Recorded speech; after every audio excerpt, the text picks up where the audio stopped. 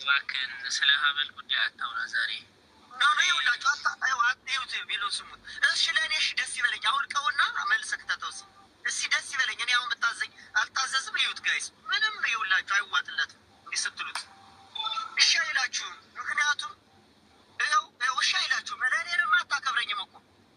እስኪ አውልቀው እኮ ለሌላ ነው ያወለክ፣ ለእኔማ አታወልቅም። ለእኔ በእመቤቴ ይዣለሁ በቅዱስ ጊዮርጊስ። እስኪ አውልቀውና ማለት ነው። እኔ ከምሬ ነው የምልህ። አውልቀውና በእመቤቴ ይዣለሁ። ላይ በጌታ አውልቀው ዝም ብለህ በእመቤቴ ማርያም ስም እዚህ ላይ ያለ መንፈስ በድንግል ማርያም ስም የተወጋ የተመታ ይሁን።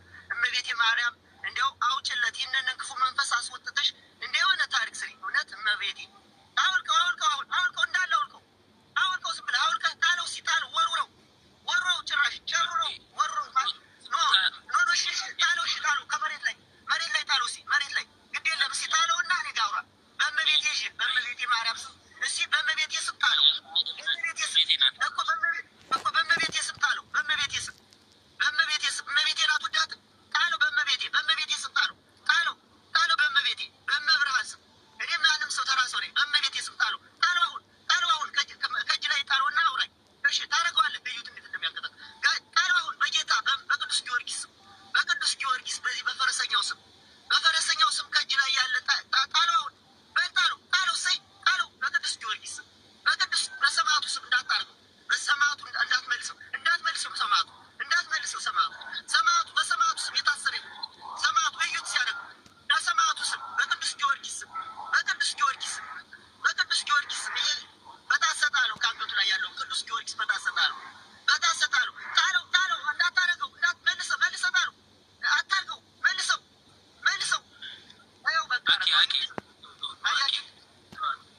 አያችሁት? ይኸው ቅዱስ ጊዮርጊስ እውነት ከአንገት ላይ ያለውን ያውልቅልህ። በዛ ነው በጣሱ የጣልልህ።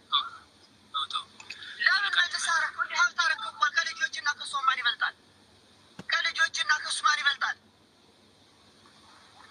ሀብት ገንዘብ እኮ አደረገው። ለምን አትጥለው? ምን ያደርግልሃል? ከእሱ ጋር ናይ ስጦታ አይቻልም። ኖ ውብዬ እንዴት ውብዬ ልጆች ስጦታዎች ልጆች ናቸው። ውብዬም እኮ የተጣላችሁ እኮ በዚህ እኮ ነው። ውብዬ ይህንን ከጣልከው እንትን ትላለህ። ወደ ቤት መመለስ ከፈለግ እሱን መጠጣል። እሱን መጠጥ አውልቅ። ውሃ ነው ኖ ከአንገት ላይ ያለውን ሀብሩን አውልቅ። እኔ ውሃ ነው መጠጣው ሌላ ነገር ኖ ናይ ጥሩ አላረክም። እግዚአብሔርን ጥሩ አላረክም። ለምንድን ነው ሽመልስ ያረከው? ስጦታ አይደለም ይሄ፣ የሆነ ነገር ነው። የሆነ ነገር አድርጋ ነው ያደረገችበት። ሙባረክም ከእጁ ላይ ያደረገችለት ብራስሌት ወዲያው እኮ ነው ከአንተ ጋር ሌላ ውብዬ ጋር እያወራ እያለ እንዳለ ብራስሌቱን ከእጁ አሰረችለት። ይህ ደግሞ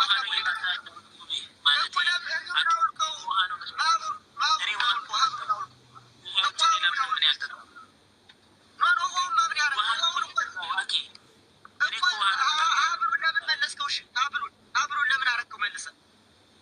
ስጦታ አይጣልም። እኔ ስጦታ አይደለም የሆነ ነገር አለው ነው የምልህ። በጣም የውስጥ ሰውነት ግን እሱን ካረክ በኋላ እኮ ነው ሁኔታ የተቀየረው። እምቢ አለ። እምቢ አለኝ። አይሰማኝም። እኔ ወንድም አለ ጋይሶች፣ አጋንንት እኮ ሰይጣን ማለት ነው። በጣም እግዚአብሔር ራሱ ፈጣሪ ካልደረሰለት ልጅ አላልኩም። እኔ ላይ ሰይጣን የለም። በስመ አብ ኧረ ተው። እኔ በእናትህ ሰይጣን ከሌለ ሲያወልቀው ሀብሉን ሲያወልቀው ጋይሶች፣ እኔ ምንም ይሰማኛል። ይህን ማለት ነው እግዚአብሔር አምላክ ካልሆነ በስተቀር የሰው ልጅ አስወጣው።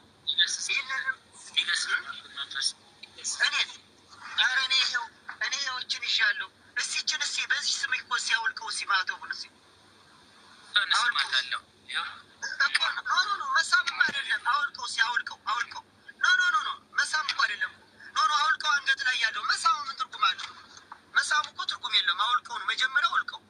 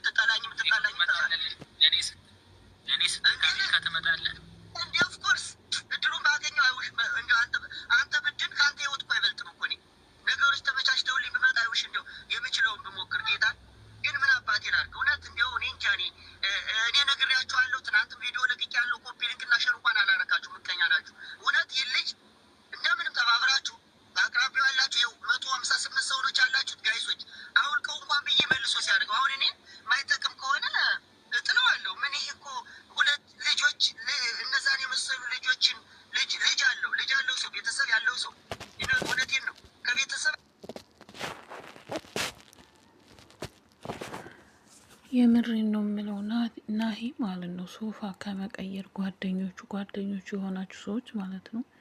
እውነቴን ነው ብዬ ትዳር እንዲመለስ ናሂ ወደ ራሱ እንዲመለስ ከፈለጋችሁ ለምን ጸበል አትወስዱትም እንዴ? መቼም ሰይጣን ስልጣን የለውም። ሰይጣን ስልጣን የለውም።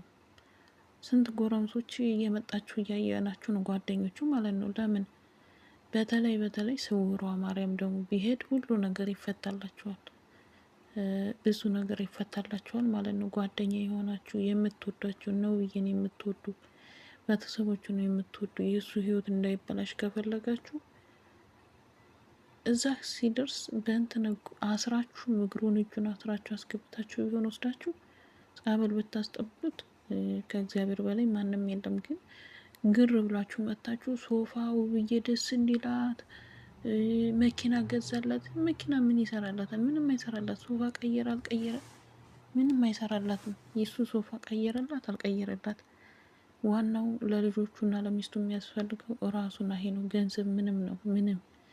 እናንተ የእነሱ ህይወት እንዲመለስ ከፈለጋችሁ ቤት አሁን ስንት አይቻለሁ። ወንድሙ 4 ጎረምሳ አይቻለሁ። 4 ጎረምሳ አንድ ይህን መውሰድ ያቅታችኋል? ጸበል እንዴ!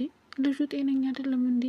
አሁን ከሞቀ ከዛ ከሚያምር ትዳሩ ከሚያምር ቤቱ በቃ ሰውን የሚያስቀና ትዳሩ ላይ ዛሬ ላይ እንደዚህ ሲሆን እኔ በጣም ነው ያዘንኩት። እግዚአብሔርን ነው የምላችሁ። የምር እኔ ለማውራት ሳይሆን ይሄን ቪዲዮ ሸር፣ ላይክ፣ ሰብስክራይብ እያደረጋችሁ እንዲያወጣ አድርጉ። ስውሯ ጸበል ቢሄድ ማለት ነው ስውሯ ማርያም እንኳን ይሄንንና ሌላ ብዙ ነገር ይፈወሳል። ብዙ ነገር ማለት ነው።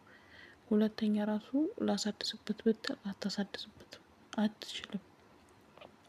ስለዚህ ውብዬ ወንድሞች ካሉሽ ራሱ ወንድሞችሽን ጠርተሽ የልጆችሽ አባት ነው ኢብን ከአንቺ ጋር ባይቀጥል የእሱን ክፉ አትፈልጊም። ደግሞ ይቀጥላል የያዘ ይዞት ነው እንጂ ማለት ነው። እና በጣም ከባድ ነው ማለት የአንዱን ችግር ሳይጨርስ አንዱ እየመጣ ነው እየተፈራረቀበት ያለው ማለት ነው። ምን አይነት ጊዜያችን ግን ማለት ነው።